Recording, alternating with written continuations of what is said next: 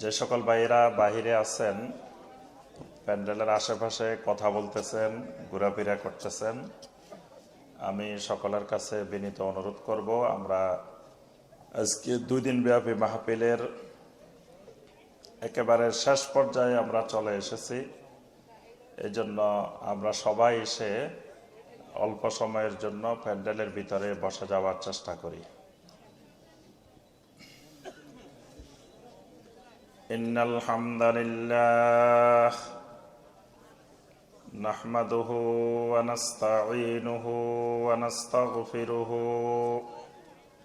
ওয়া নাউযু বিল্লাহি মিন শুরুরি আনফুসিনা ওয়া মিন সাইয়্যাতি আ'মালিনা। মান ইয়াহদিহিল্লাহু ফালা মুদিল্লা লাহু ওয়া মান ইউদ্লিল ফালা হাদিয়া লাহু ওয়া আশহাদু আল্লা ইলাহা ইল্লাল্লাহু ওয়াহদাহু লা শারীকা লাহু ওয়া আশহাদু আন্না মুহাম্মাদান আবদুহু ওয়া রাসূলুহু। ইয়া আইয়ুহাল্লাযীনা আমানুত্তাকুল্লাহা হাক্কা তুকাতিহি ওয়া লা তামুতুন্না ইল্লা ওয়া আনতুম মুসলিমুন। ইয়া আইয়ুহান নাসু ইত্তাকু রাব্বাকুমুল্লাযী খালাকাকুম মিন নাফসিন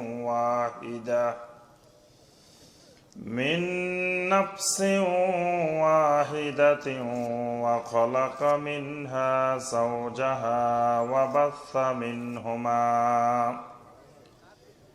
বাসসা মিনহুমা রিজালান কাসীরান ওয়া নিসাআ। ওয়াত্তাকুল্লাহাল্লাযী তাসাআলুনা বিহি ওয়াল আরহাম ইন্নাল্লাহা কানা আলাইকুম রাকীবা। ইয়া আইয়ুহাল্লাযীনা আমানুত্তাকুল্লাহা ওয়া কুলু কাওলান সাদীদা يصلح لكم أعمالكم ويغفر لكم ذنوبكم ومن يطع الله ورسوله فقد فاز فوزا عظيما. أما بعد فإن خير الحديث كتاب الله وخير الهدي هدي محمد صلى الله عليه وسلم وشر الأمور محدثاتها وكل محدثة بدعة وكل بدعة ضلالة وكل ضلالة في النار. اللهم صل على محمد وعلى آل محمد كما صليت على إبراهيم وعلى آل إبراهيم إنك حميد مجيد. اللهم بارك على محمد وعلى آل محمد كما باركت على إبراهيم وعلى آل إبراهيم إنك حميد মাজিদ।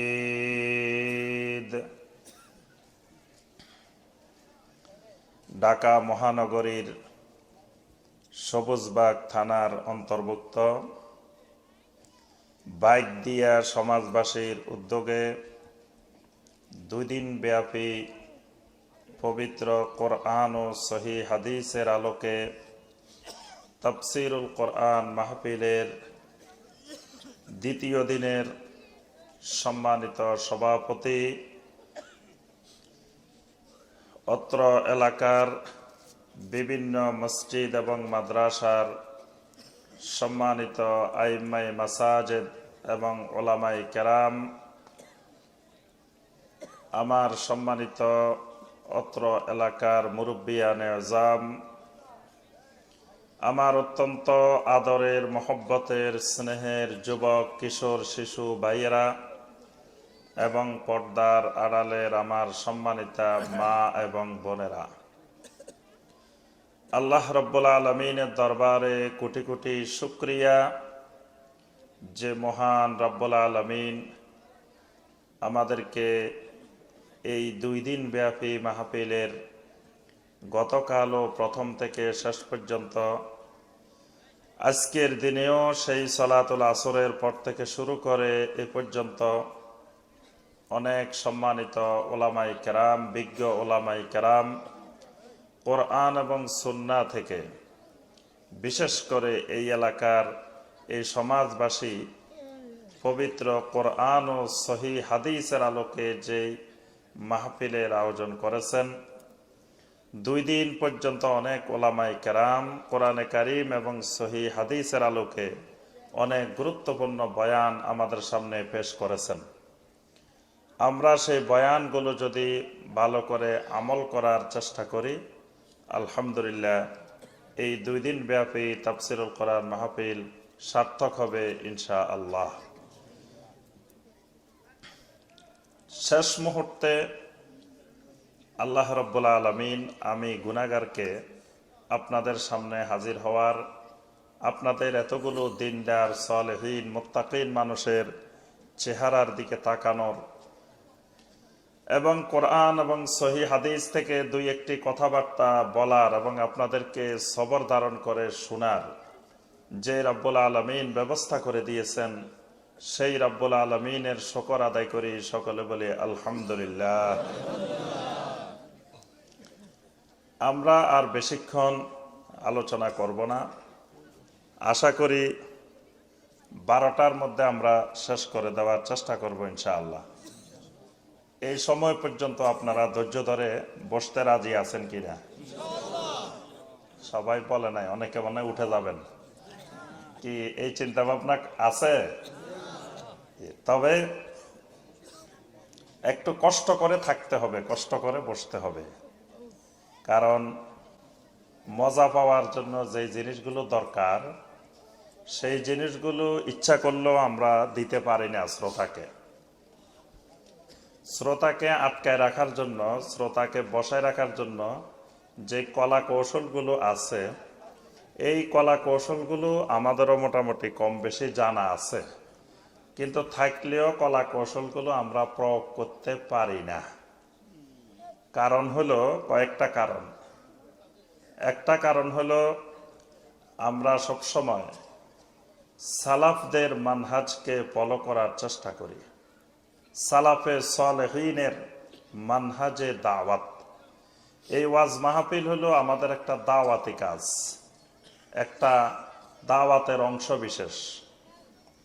এই দাওয়াতটা আমরা আদ-দাওয়া আস-সালাফিয়্যা অর্থাৎ সালাফি মানহাজের আলোকে দাওয়াতটা আমরা দেওয়ার চেষ্টা করি।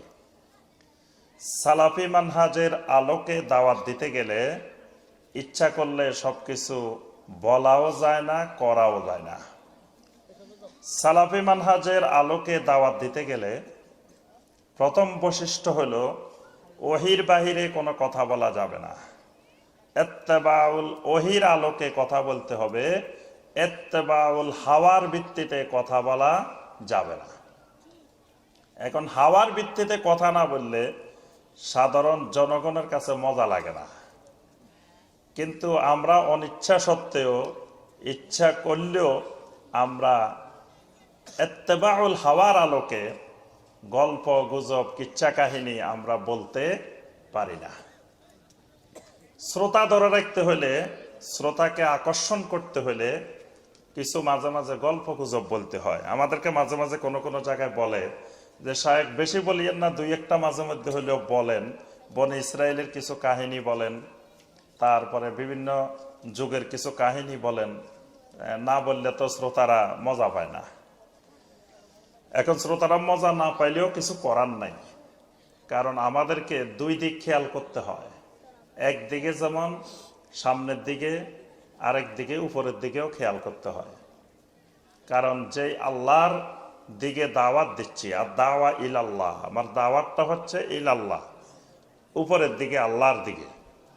তো যে আল্লাহর দিকে দাওয়াত দিব, সেই আল্লাহর দিকে দাওয়াতের পদ্ধতি আমাকে মানহাজ ফলো করে দাওয়াত দিতে হবে। এজন্য দুই দিকে, আপনাদের দিকেও খেয়াল করে কথা বলতে হয়, আবার একটু উপরের দিকেও খেয়াল করতে হয়, দুই দিকে খেয়াল করতে হয়। দ্বিতীয় বিষয়, আমরা চেষ্টা করি ওলামায়ে মাদিনাকে ফলো করার জন্য, ওলামায়ে মাদিনাকে অনুসরণ করার জন্য। ওলামায়ে মাদিনার মানহাজ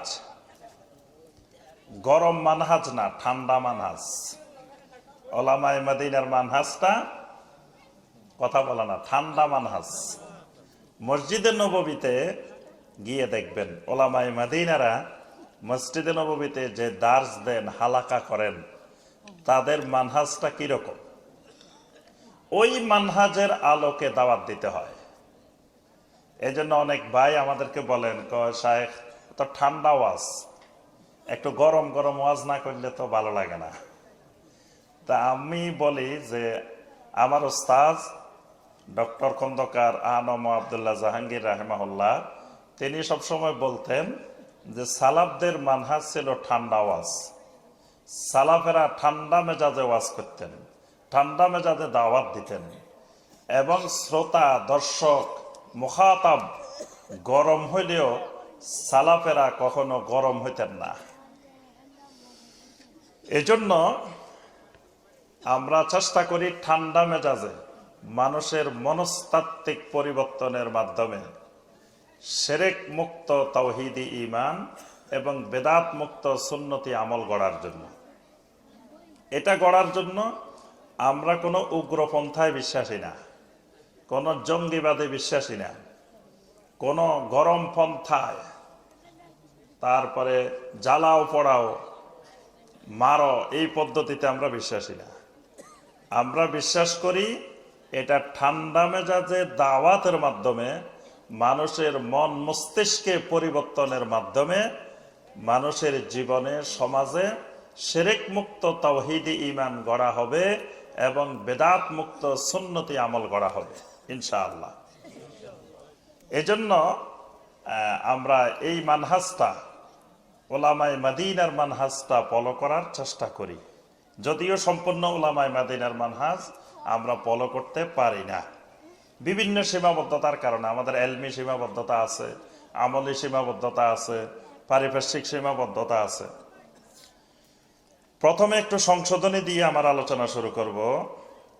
আমাদের আজকের আমাদের যে মাহফিল, তাফসিরুল কোরআন মাহফিল, এখানে পোস্টারের মধ্যে লেখা হয়েছে ডক্টর ইমাম হোসাইন মাদানি। এটা ভুল লিখছেন, আমি মাদানি না। অনেক ভাই মনে করেন যে আমি মনে হয় মদিনা ইউনিভার্সিটিতে লেখাপড়া করেছি। যেহেতু সবসময় ওলামায়ে মাদিনার কথা বলি, মদিনার মানহাজের কথা বলি, এজন্য অনেক ভাই মনে করেন যে মনে হয় উনিও মাদানি। তো আমি মাদানি না, এজন্য এটা স্পষ্ট করবেন যে কখনো মাদানি বলবেনও না, লিখবেনও না। এখন বর্তমানে মাদানি নামে প্রতারণার ব্যবসাও শুরু হয়েছে। যারা মদিনা ইউনিভার্সিটিতে কমপক্ষে 4 বছরের লিসেন্স ডিগ্রি করেন, তারা নামের সাথে মাদানি লিখতে পারেন। এটা লেখা কোনো দোষণীয় বিষয় না, এটা তার একটা পরিচিতি। যারা আল আজহারে 4 বছরের ডিগ্রি অর্জন করেন, তারা আজহারি লিখতে পারেন। যারা আপনার ইন্ডিয়ার এই ইয়াতে দেওবন্দে না, ওই যে আরেকটা মাদ্রাসা আছে যেটা আবুল হাসান আলী নদভী রাহিমাহুল্লাহর লখনৌতে, যেটা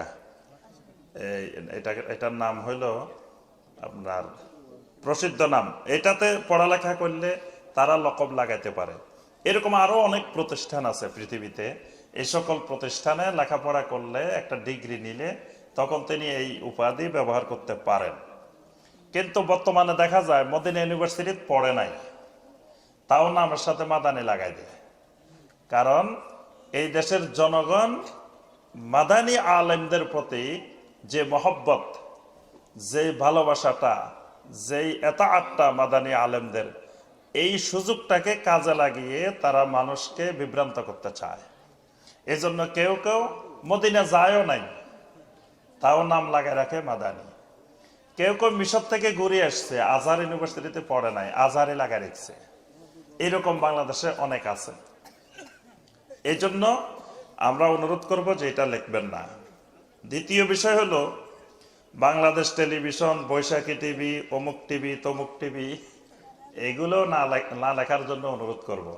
টিভিতে আলোচনা করা বড় আলেমের পরিচয় না, যে টিভিতে যে কেউ আলোচনা করতে পারে। রেডিও টেলিভিশনে আলোচনা করা মানে এটা হলো অন্ধকে হাতি দেখানো, মূর্খকে বোঝানো যে আমরা যে হুজুর আনতেছি বিশাল এক হুজুর, যে এই হুজুর টেলিভিশনে কথা বলে, টেলিভিশনে আলোচনা করে। টেলিভিশনে আলোচনা করা এটা বড় আলেমের পরিচয় না। টেলিভিশনে আলোচনা যে কেউ করতে পারে। টেলিভিশনে আলোচনা করার জন্য আপনার বড় আলেম হওয়া লাগে না, ইউনিভার্সিটির টিচার হওয়া লাগে না, বড় মুহাদ্দিস হওয়া লাগে না। এই জন্য এইসব পরিচিতি না লেখাই ভালো। সংক্ষিপ্ত পরিচিতি, উনি কোন জায়গার শিক্ষক, শিক্ষকতা এটা একটা যোগ্যতার পরিচয়। বা তিনি খতিব একটা মসজিদের, কোনো মসজিদের ইমাম, এইগুলা মোটামুটি একটা পরিচিতির জন্য বলা যেতে পারে। আর পরিচিতি যত কম দেওয়া যায় ততই ভালো। কারণ সাহাবাই কেরাম রাদিয়াল্লাহু তাআলা আলাইহিম আজমাইন যারা হাদিস বর্ণনা করেছেন, তাদের নামের আগে পরে কিচ্ছু নাই।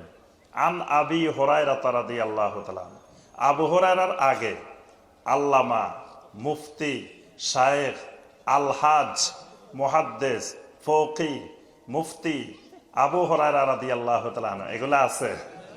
কিচ্ছু নাই। খালি আছে কি আন আবি হুরায়রা রাদিয়াল্লাহু তাআলা আনহু। ঠিক দেখবেন ওলামায়ে মদিনা যারা, তাদের নামের আগে পিছে কিচ্ছু নাই।